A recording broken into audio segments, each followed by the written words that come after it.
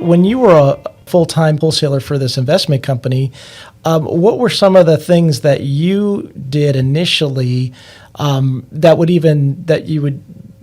you would use to try to get the best offer? Were there any things that I was really good at getting the agents to tell me where the other offers were.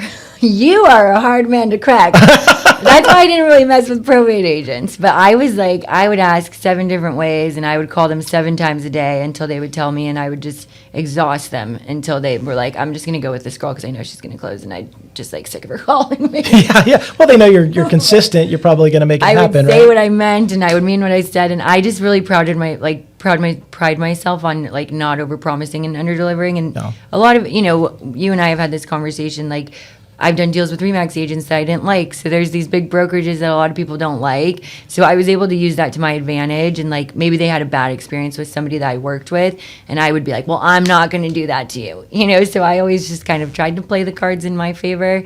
And it got me very far, but that's not everybody's strategy. And a lot of people don't care. They'll burn bridges and run fast and dirty and write whatever and try to beat you up later because they just don't care. Yeah, and that's a funny thing. It's like even this property that I'm selling in another county, that I'm getting these offers from these guys up in the LA County area, and I know they haven't seen the property. They're blind offers. I know from 5 years ago when they basically kind of screwed me, and not having that experience is they didn't put the EMD in. They drug it out. And it's like those are hard lessons to learn initially because it makes you look bad, and like you didn't know what you're doing, which at the time I probably didn't 5-6 years ago. But as you go through this, I would play on that with the agents and always make them feel like they were going to look dumb if they didn't go with my offer.